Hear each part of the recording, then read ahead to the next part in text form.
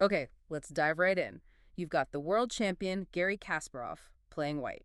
A rating, 2812. Huge. And facing him, Veselin Topalov, 2700. So first move, Kasparov plays white pawn, moves to e4. Pretty standard opening move. King's pawn. But Topalov immediately throws a wrench in the works. 1, black pawn moves to d6. The Pirc Defense. Yeah. Right away, Topalov is saying, okay, Garry, let's get out of your main preparation. Let's have a complex fight. Yeah, pulling him onto his own turf. So what happens next? The opening moves tend to come quick. They do. Let's run through them. 2, white pawn moves to d4. Standard central control. 2, black knight moves to f6. Developing, hitting the e4 pawn. 3, white knight moves to c3, defending. 3, black pawn moves to g6. Preparing to fianchetto the bishop. Right, the typical Puck modern setup. 4, white bishop moves to e3. Supporting the center, eyeing the queen side. 4, black bishop moves to g7. That long diagonal opens up. Yep. 5, white queen moves to d2. Connecting the rooks, preparing for long castling, maybe? Looks like it. 5, black pawn moves to c6. Bolstering d5, but delaying castling, making white show his hand a bit. Exactly. Topalov's being cagey. 6, white pawn moves to f3, building a strong pawn center, preparing g4 perhaps. Very solid. 6, 6, black moves to bd7. Development continues. 7, white knight moves to e2. A slightly unusual square, maybe heading to g3. Or maybe supporting a future pawn push. Keeps options open. Yeah. 7, black moves to b5. Queenside expansion begins. The start of the counterplay. 8, white bishop moves to h6, offering a trade. This is interesting. He wants to get rid of black's dark squared bishop, which is often strong in the Pirc. Yeah. Black bishop captures on h6. Topalov takes it. 9, white queen captures on h6. And there it is. Kasparov's queen is way up the board on h6. It's aggressive, but also maybe a little exposed. It's definitely sharp. He's signaling his attacking intentions early. Yeah. Okay, 9, black bishop moves to b7, developing the last minor piece. Right. Now the position is really taking shape. 10, white pawn moves to a3. What's that about? That's prophylaxis. Stopping black from playing knight or pawn to b4, securing the queenside a little before things get messy. Smart. Okay. 10, black pawn moves to e5. A central pawn push, opening things up. A key break. Now the center is becoming contested. 11, white king castles long. Oh. As expected. King goes to c1, rook comes to d1, setting up for the attack. 11, black queen moves to e7, connecting rooks, preparing to castle long too. Makes sense. 12, white king moves to b1, kb1. Just tucking the king away, getting off the semi-open c-file. Exactly. Kasparov's making sure his king is as safe as possible before the coming storm. Very common prophylactic move in these structures. 12, black pawn moves to a6, mirroring white's earlier a3. Sort of, yeah. Preparing by 5 or just securing the structure. 13, white knight moves to c1. Seems passive. Where's it going? It's actually heading towards b3 or maybe d3 to support the center or pressure black's queenside. A regrouping maneuver. Gotcha. 13, black king castles long. Oh. And there we have it. Both kings cast. The race is officially on now. It's going to be an attack on both wings. Absolutely. This is where the real strategic battle begins. Who can break through first? So moving into the next phase, Topalov seems eager to open lines against the white king. He does. Kasparov plays 14. White knight moves to b3 as anticipated. Okay, putting pressure on c5.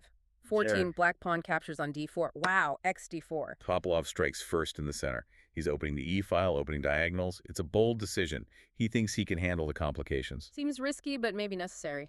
15, white rook captures on d4, recapturing with the rook. Centralizing the rook, keeping an eye on things. 15, black pawn moves to c5, gaining space on the queen side, attacking the rook. Forces the rook to move. 16, white rook moves back to d1. RDD1. Okay, keeping the central presence. 16, black knight moves to b6, aiming for c4 or supporting d5. Both, potentially, putting pressure on white's queenside. 17, white pawn moves to g3, maybe preparing bh3. Solidifying the kingside slightly. 17, black king moves to b8.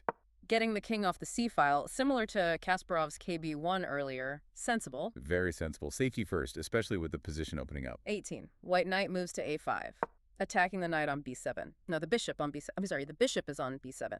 Forces black's hand. 18. Black bishop moves back to a8. Wow, tucking the bishop all the way back there. Defensive. Has to protect c6. Shows the pressure white is exerting. 19, white bishop moves to h3, increasing the pressure on e6 and d5. Kasparov is building up slowly, methodically, but Topalov isn't waiting. No, it's not. 19. Black pawn moves to d5. Bang! The center just explodes. That's the move Topalov was aiming for. He's achieved the central break. The position is now wide open, tactically incredibly complex. You'd think Kasparov might be worried, but... Well, this is where Kasparov's genius kicks in. He sees through the chaos. He understands that while the center is open, Black's king might actually be the more vulnerable one in the long run. He's looking many moves ahead. Okay, so how does he react immediately? 20. White queen delivers check on f4. Qf4 check. Forcing the king to move, gaining a tempo. 20. Black king moves to a7. Sidestepping the check. Now what? 21. White rook moves to e1. Centralizing another piece. Putting the rook on the newly opened e-file, eyeing e5 and e6. Subtle but strong. 21. Black pawn moves to d4. Pushing the pawn further, attacking the knight on c3. And reinforcing the d5 pawn. Also note that black knight on f6 is doing a massive defensive job right now, protecting key squares around the king. Okay, so that knight is critical for Black's defense. Absolutely critical, and Kasparov knows it. We're at the absolute tipping point here. The strategic maneuvering is done. It's time for tactics. All right, let's slow down, because this next sequence, this is what makes the game immortal. Move 22. Kasparov plays. White knight sacrifices itself on d5. Knight takes d5. And d5. Wow, just gives up the knight. Yes, to eliminate that crucial f6 knight. Oh, that moves to d5 first, but the goal is removal. He's tearing away a key defender of the black king. Material means nothing right now. It's all about the attack. Topalov has to take it, right? 22. Black knight captures on d5. He does. And xd5. Seems like a simple recapture. 23. White pawn captures on d5. xd5, opening the e-file further. Pawn now on d5. Right now, black needs to defend against threats along the e-file and potential checks. 23. Black queen moves to d6. Consolidating, defending the pawn on d5, maybe trying to trade queens. Trying to hold everything together. From Topalov's perspective, maybe it looks like he's weathered the initial storm. He's up a piece for a pawn. But Kasparov isn't done. Not even close. Move 24. This is the big one. White rook captures on d4. Rxd4. The sacrifice, a full rook. Yeah. Just gives it away. For what? He gets nothing immediate back for it. Nothing material, no. He gets open lines, tempo, and the initiation of a forced sequence against the black king. He calculated that Topalov's king has no escape. It's pure, breathtaking calculation. Topalov thinks for a while here, surely. What does he do? He takes it. 24. Black pawn captures the rook on d4, cxd4. He takes the bait. This is the decisive mistake, cxd4. But you can understand it. Why take it then, if it's so bad? Topalov said later he thought he had calculated a perpetual check, a way to force a draw by endlessly checking the white king. He missed Kasparov's incredibly deep follow-up. The safer move was actually 24. Bishop takes d5, bx d5. Computer analysis shows that likely leads to a draw. But Topalov, being Topalov, went for the win, took the rook. And walked right into Kasparov's web. The king hunt begins immediately. 25. White rook delivers check on e7. Brutal. This rook is absolute poison. Look what happens if black takes it. If 25. Queen captures e7. Then 26. White queen checks on d4, qd4 check. The king has to move, say, chi5.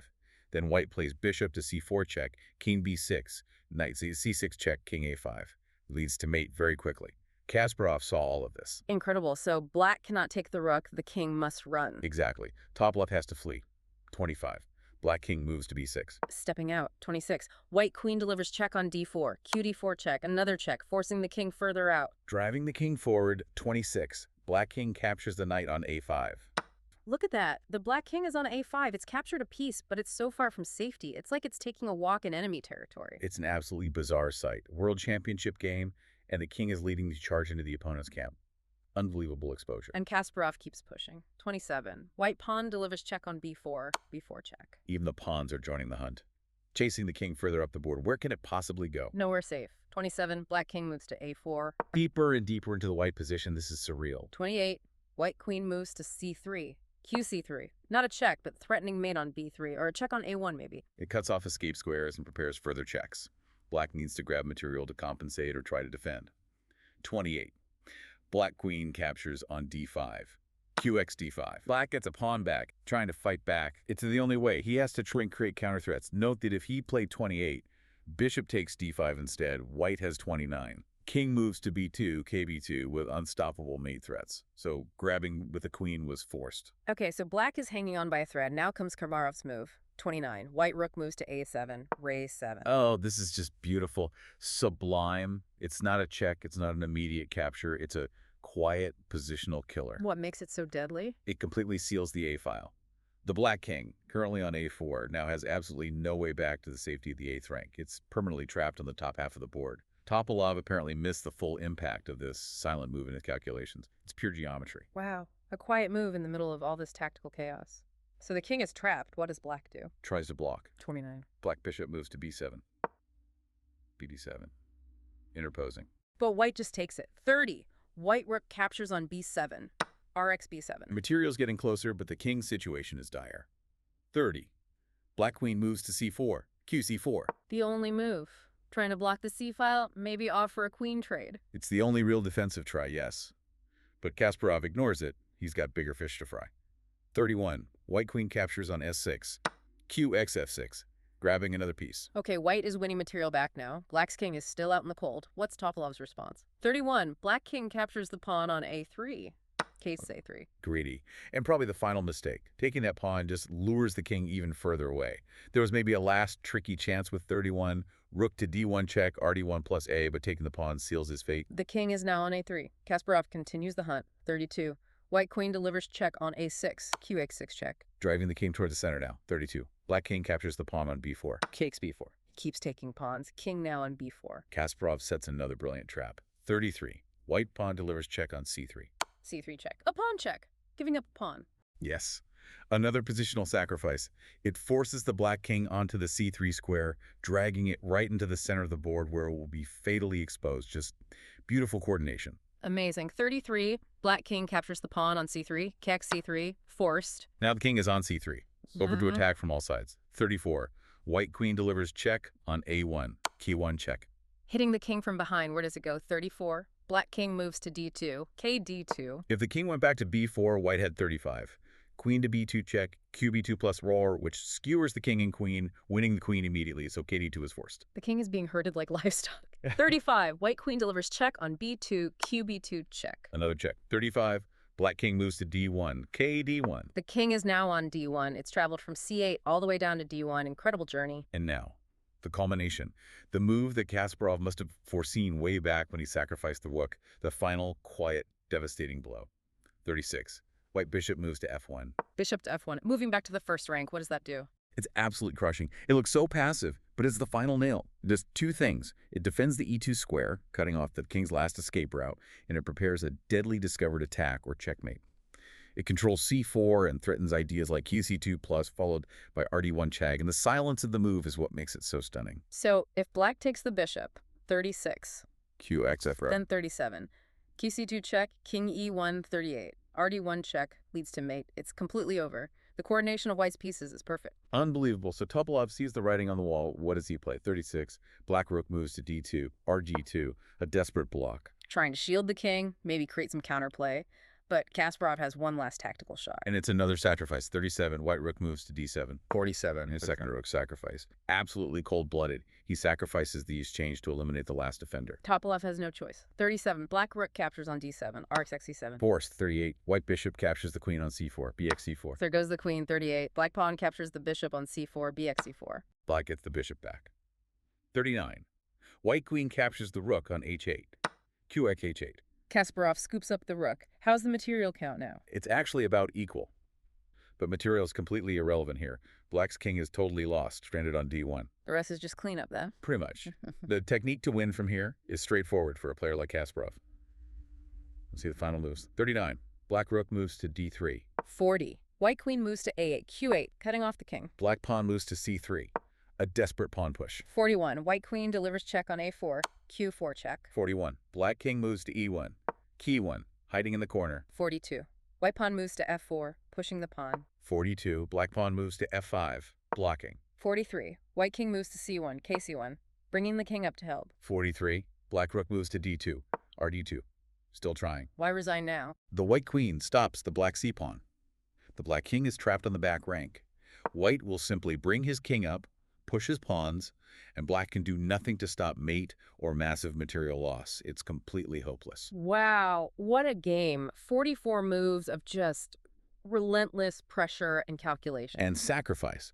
Let's not forget the sacrifices. We talked about 44 moves, all the checks, the captures, the fireworks, but remember, move 36. Bishop back to F1. So quiet. So deadly. It sealed the deal after all the noise. Makes you think, doesn't it? What's the quiet, overlooked, maybe even backward-looking move in whatever challenge you're facing right now? The one that doesn't look flashy but sets up the inevitable win, something for you to mull over.